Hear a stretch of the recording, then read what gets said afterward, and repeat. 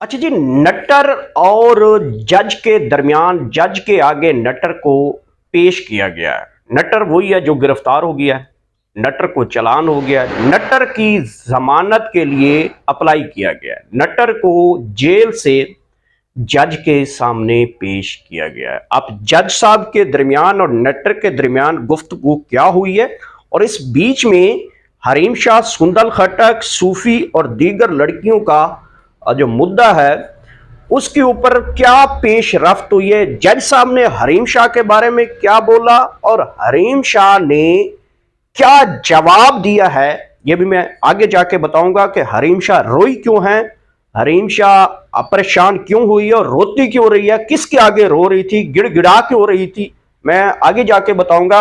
और सुंदल के बारे में बताऊंगा कि दुबई में कब वो वापस आ रही है और इस केस का जो सामना करना चाह रही है, और हरीम शाह क्यों रोती रही है, किसके सामने रोती रही है, किस वजह से रोती रही है, मैं आगे जाके बताऊंगा। पहले तो मैं आपको वो बता दूं कि नट्टर की जो है वो बेल अप्लाई की गई है, और बेल के ऊपर जो है जज साहब ने मुलजम साहब को तलब किया और पूछा कि आप किस वजह से बेल लेना चाहते हैं, आपको पता है कि आपका जुर्म क्या है। नट्टर साहब जो है वो सर नीचे करके खड़े रहे, और जब वो सर नीचे करके खड़े रहे तो उनसे पूछा गया कि आपके साथ और कौन है। उन्होंने कहा कि जी मेरे साथ पूरा गैंग है।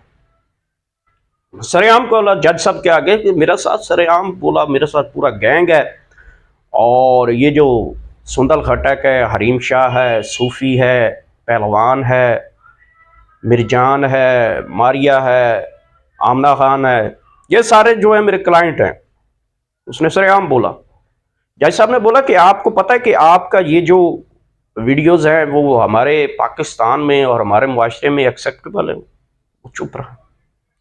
जज साहब ने जो है उसकी जमानत कैंसिल की और फिर उसे दोबारा जेल में भेज दिया है। इस बीच में नट्टर की जो तीसरी बीवी है जिसका नाम सुमेरा मिर्जा है, बताया जा रहा है, इतलात है हमारे पास, जरा ये बताते हैं कि जो तीसरी बीवी ने, नट्टर की 3 बीवियां, 2 का मुझे नाम नहीं है, जो तीसरी आई है उसके बारे में मुझे इतलात मिली हैं कि वो आज़ाद कश्मीर मीरपुर शहर में रहती हैं, और उन्होंने जाके जज साहब के आगे पेश हो गई हैं। उन्होंने क्लेम किया है कि नट्टर ने मेरी फाहश वीडियो जो है वो बनाई हुई है और मुझे ब्लैकमेल कर रहा है। ये कहानी का एंगल अब आगे आगे बढ़ता जा रहा है। मैं आगे भी बताऊंगा कि हरीम शाह रोई क्यों है, जज ने और नट्टर के दरमियान गुफ्तगू के दौरान जज साहब ने हरीम, सुंदल, सूफी, माइजा, मायरा और आमना के बारे में क्या रिपोर्ट मांगी और तफ्तीशी इदारों को जज साहब ने क्या चीज़ें पूछी हैं, मैं ये भी आगे जाके आपको बताता हूँ। और हुआ ये है कि अब जो तीसरी बीवी है ना, सुमेरा मिर्जा उसका नाम है, वो जज साहब के आगे पेश हुई है और उसने बोला है कि मेरी जो है कोई फाहश वीडियो बनाता रहा है और मुझे गलत कामों के लिए इस्तेमाल करता रहा है, और मुझे मैं इसके नकाब में होने के बावजूद मुझे ये अपने दोस्तों के अंदर शेयर करना चाहता था बेड्स के ऊपर। ठीक है,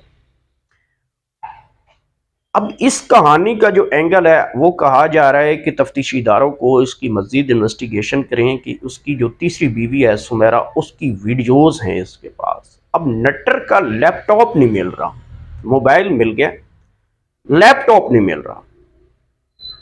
ये एक, मैंने पहले दिन से बोला हुआ है कि मुनज़्ज़म गैंग है। आज हमें 30 दिन हो गए हैं इस नट्टर को लेके चलते हुए। नट्टर के बारे में जो भी अपडेट आती है हम आपके साथ मुसलसल शेयर कर रहे हैं। अब उसकी बेल कैंसिल हो गई है, उसको दोबारा फिर जेल भेज दिया गया है, और अल्लाह करे कि तफ्तीशी इदारों को, हमारे सिक्योरिटी फोर्सेस को, सिक्योरिटी एजेंसीज को इस तफ्तीश में अहम पेशरफ्त हो, मैं दुआ गो हूँ। अब इसमें हरीम शाह और जज ने जब हरीम शाह और सुंदल के और दीगर के बारे में पूछा तो नट्टर ने कहा कि मुझे नहीं पता वो कहाँ है। अब क्योंकि ये एक तलबी नोटिस भी जाएगा, ज़हरी बात है, तफ्तीश का दायरेकार बढ़ेगा, तफ्तीश में सुंदल को भी शामिल होना पड़ेगा। उसके दुबई में सुना है पाँव जल रहे हैं, वो वहाँ पे मर रही है, वो सोच रही है कि मैंने कैसे पाकिस्तान जाना है, मैंने कैसे इस केस का सामना करना। हो सकता है वो एयरपोर्ट पे आए और उनका नाम ECL में वो डाल के उसको गिरफ्तार भी किया जा सकता है, क्योंकि एक मुनज़्ज़म गैंग है और इसके पीछे इंडियन रॉ एजेंट है। मौजूद है। अब हरीम ने एक निजी यूट्यूबर के आगे एक इंटरव्यू दिया है गुज़िश्ता, और उसके आगे वो रो पड़ गया है। वो फिर वही टोपी ड्रामा जिससे वो जब आप लोगों ने उसके ऊपर तनकीद की थी, याद है, इसने बुर्का पहन लिया था, वो अबाया पहन लिया था, मुसलमान हो गई थी। अब फिर जब इस तफ्तीश के अंदर उसके हैंडसम जो सबूत हैं वो इस वक्त तफ्तीशी इदारों के हाथ लगने जा रहे हैं, और उनको पता है कि इस दायरे में मैंने फंस जाना और मेरा असल चेहरा भी निकलता जा रहा है, और मेरी जो असल चेहरा और मेरी कमाई का अड्डा जो है वो पकड़ा जा रहा है, तो उसने जो इसके ऊपर बहुत परेशान हो गई है। अब वो इतनी परेशान हुई है कि वो उस निजी यूट्यूबर चैनल के आगे वो रो पड़ी है और कहती है कि मैंने गलती की है, मैंने उसके प्रोग्राम में नहीं जाना था, मैं बहुत शर्मिंदा हूँ। बीबी, आप शर्मिंदा तो बड़ी देर से पहले से भी हुई हैं, बेशर्म हैं तो फिर दोबारा आती हैं। आप में शर्म चीज़ है कहाँ पे? आप बताएं ना, आप में कोई शर्म आती है? आप तो हमारे तफ्तीशी इदारों को भी बड़े गैर महज़ब इशारे करती हैं, यूं वाले। अब वो रोना शुरू हुई है, अब फिर मुसलमान हो जाएगी। लेकिन मैं उम्मीद रखता हूँ कि हमारे तफ्तीशी इदारे इनके अकाउंट्स चेक करें, इनके सोशल मीडिया अकाउंट्स जिनके बारे में रिपोर्ट्स ये मिली हुई हैं, इनके तमाम सोशल मीडिया अकाउंट्स यानी कि आईडियाँ, Facebook pages, IDs, YouTube channel, इनको इंडिया के से बैठ के मैनेज किया जा रहा है।